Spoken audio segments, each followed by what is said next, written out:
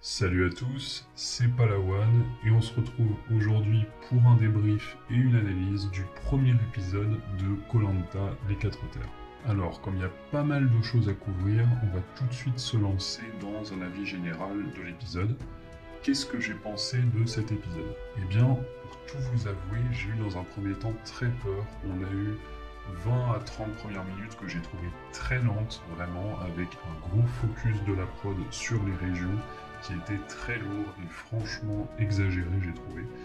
Mais heureusement, l'épisode a été vraiment crescendo à partir de là. On a eu une montée en puissance et finalement l'épisode m'a donné un sentiment de départ plutôt correct. Franchement, un épisode plutôt prometteur qui lance une saison. Alors, on est loin des sommets qu'avait pu atteindre le premier épisode de l'île des héros, mais la saison ensuite avait été peut-être un peu plus décevante.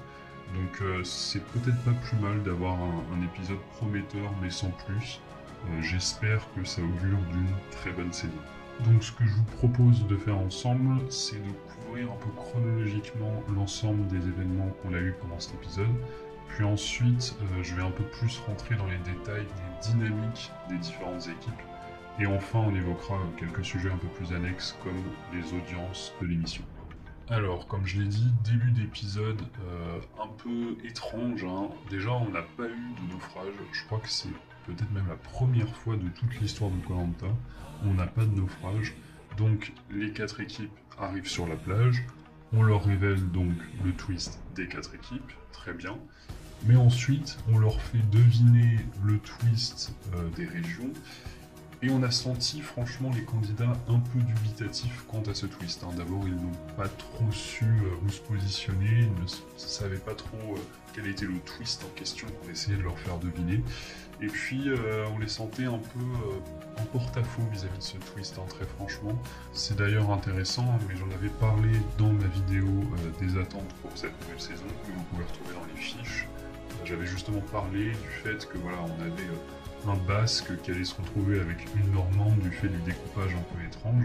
Et c'est justement donc François le basque qui semblait un peu déconcerté de se retrouver avec des personnes de l'Ouest, et notamment une normande, à savoir Estelle, et de ne pas se retrouver dans la tribu du Sud. Mais ensuite on a eu donc Denis qui a essayé d'un peu trouver les caractéristiques de chaque équipe et d'essayer de rassembler justement tous ces identités régionales un peu différentes au sein d'une même équipe. Et là, on a eu vraiment un forcing de la prod sur le twist des régions que j'ai trouvé très très lourd. On a eu plusieurs portraits et j'ai trouvé que ça se traînait vraiment. On a eu 20 minutes de ça, je crois, ça m'a paru vraiment 10 heures. Et j'ai trouvé ça très dommage parce que je trouve que le reste de l'épisode était pas forcément parfaitement rythmé, mais tout de même un peu mieux rythmé, et là j'ai trouvé que voilà, ça se traînait vraiment au début. Cela étant dit, on est arrivé sur l'épreuve de confort. Alors j'étais un peu mitigé sur cette épreuve, parce que c'est une épreuve que j'aime beaucoup, du côté du positif, j'aime beaucoup la poursuite, et je trouvais ça intéressant d'avoir 4 équipes. Mais du côté du négatif, on nous avait promis quand même de nouvelles épreuves, des épreuves complètement remaniées, et là on avait en gros une poursuite, mais au lieu d'avoir 2, on avait 4 équipes. Donc pas vraiment une épreuve nouvelle ou spécialement remaniée. Et en plus de ça, j'ai trouvé ça très dommage de diviser l'épreuve en 2 parties avec une finale. Ça pouvait se comprendre étant donné voilà, le fait qu'il y avait 4 équipes, qu'une fois qu'une équipe avait touché une autre, forcément ça la ralentissait un peu. Mais voilà, on perdait un peu du rythme. En plus, on avait une pub entre les deux, donc on a encore perdu du rythme.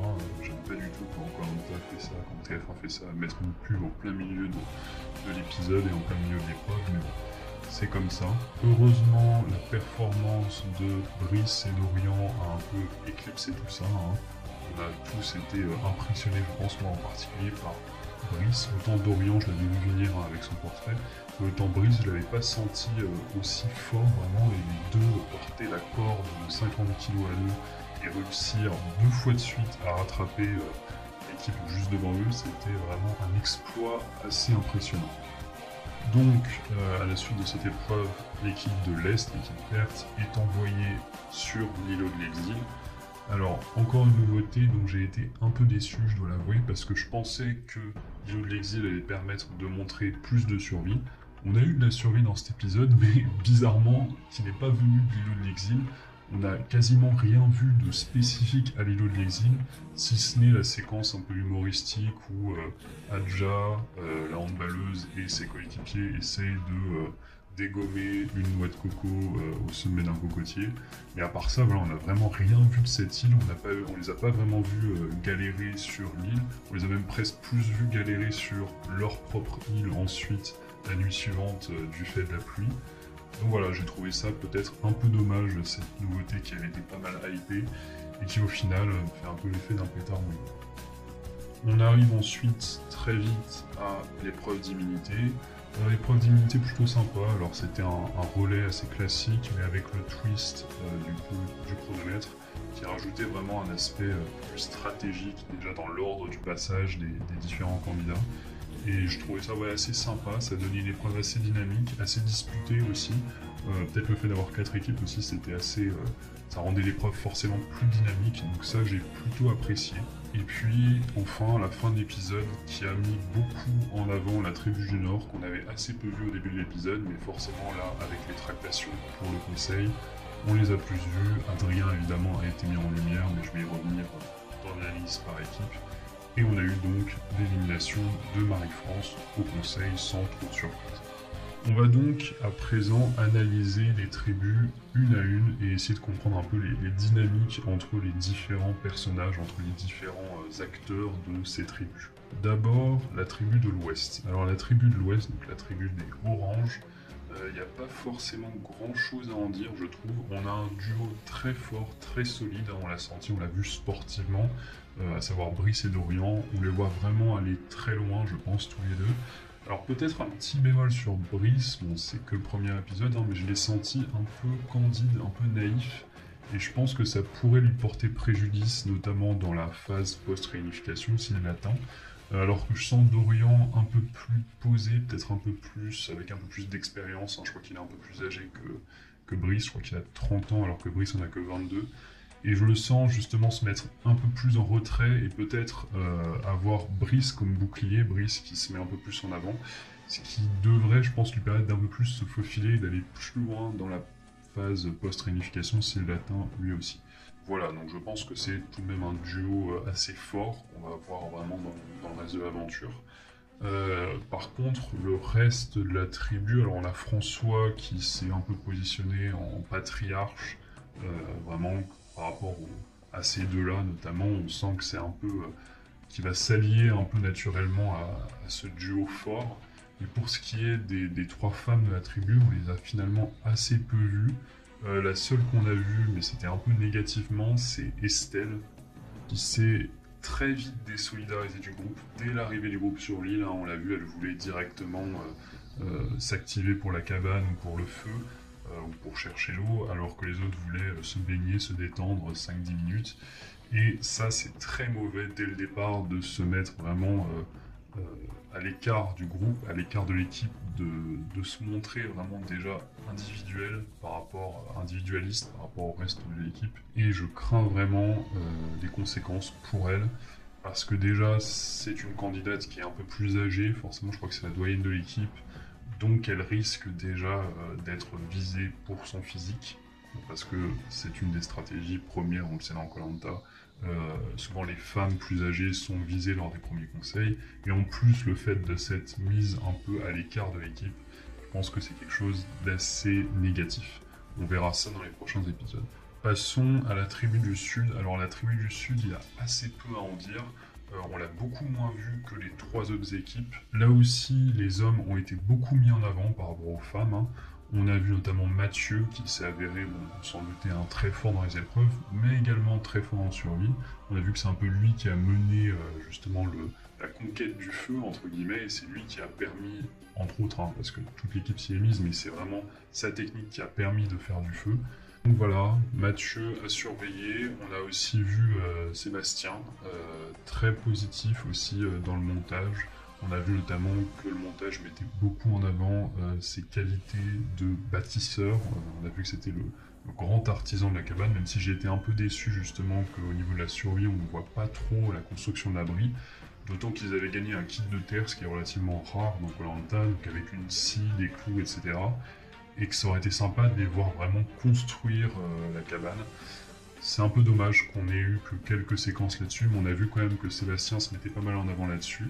Ce qui a fait que le montage a peut-être un peu plus invisibilisé Aubin, qui est sans doute un peu plus en retrait, mais qui semble être lié à ce groupe de deux, à ces deux hommes, donc à savoir Mathieu et Sébastien.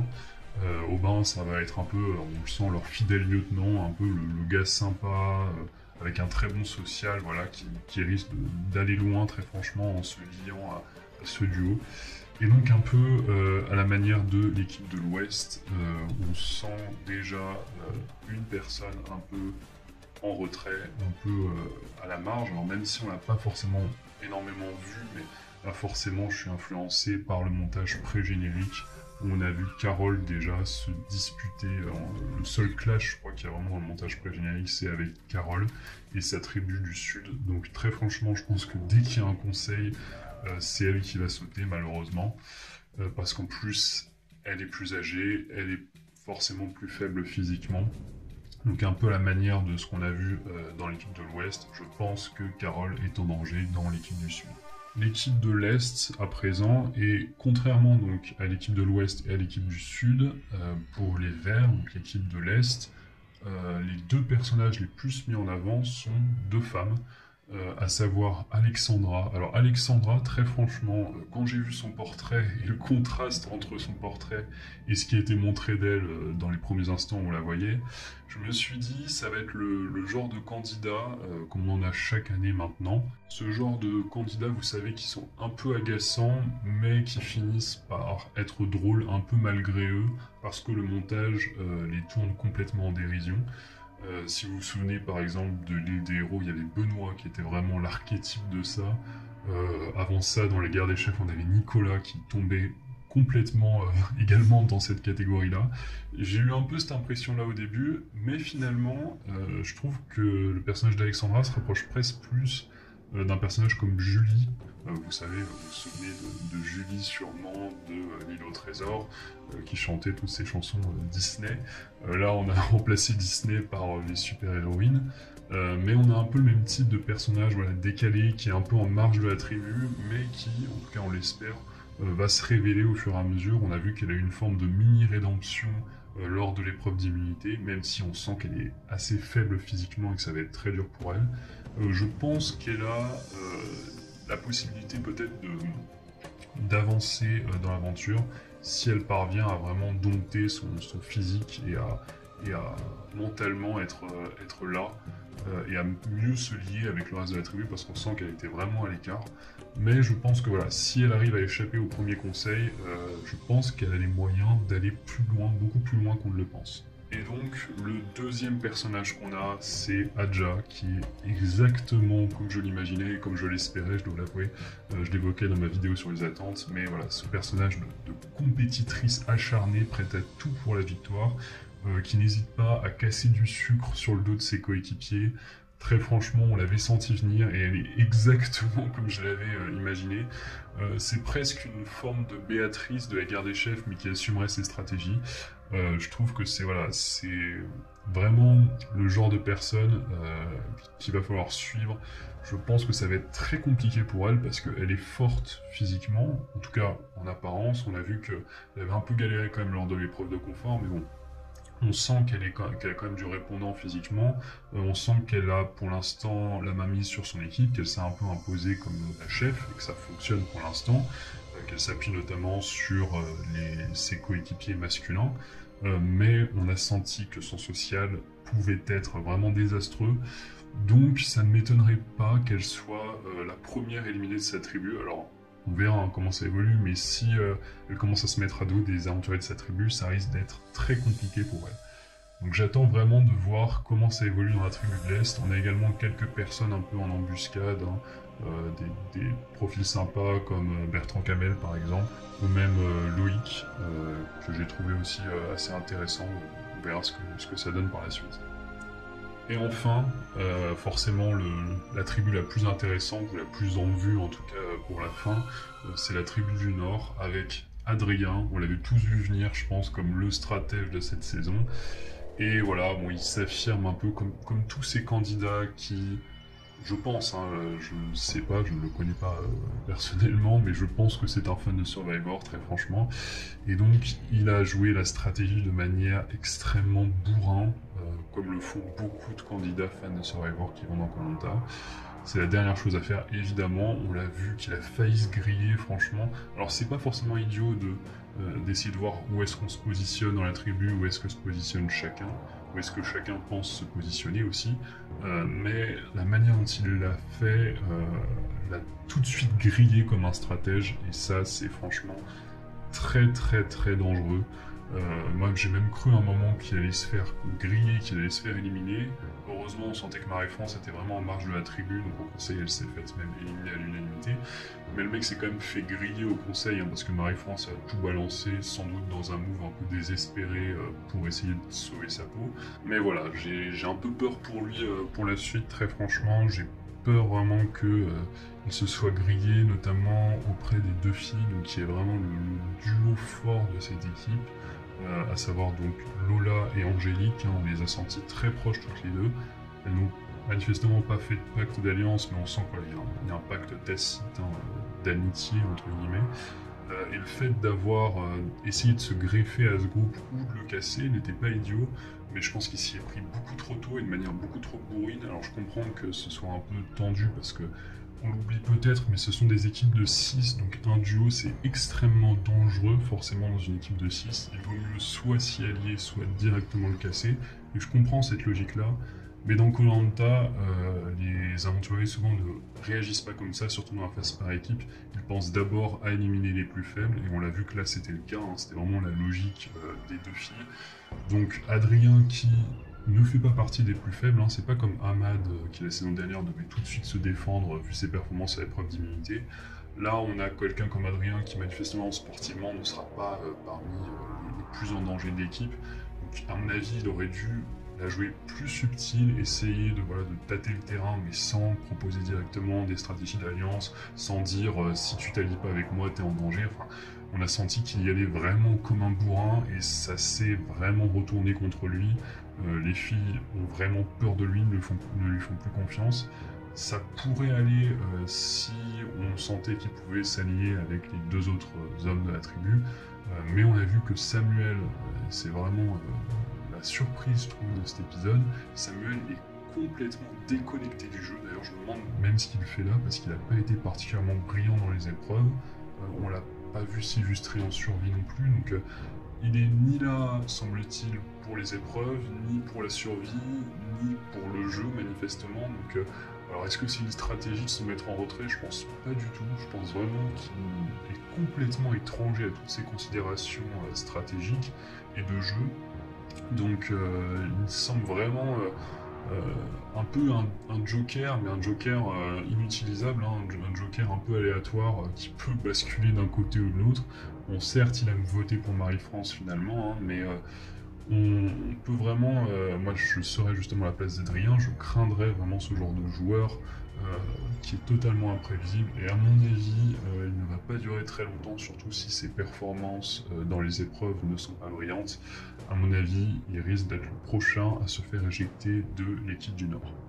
Donc voilà pour les différentes dynamiques de tribu. J'en profite pour revenir sur un point que je n'ai pas trop abordé. Donc je parlais de la survie, je disais qu'on avait assez peu vu de survie justement dans la partie sur l'île de l'exil.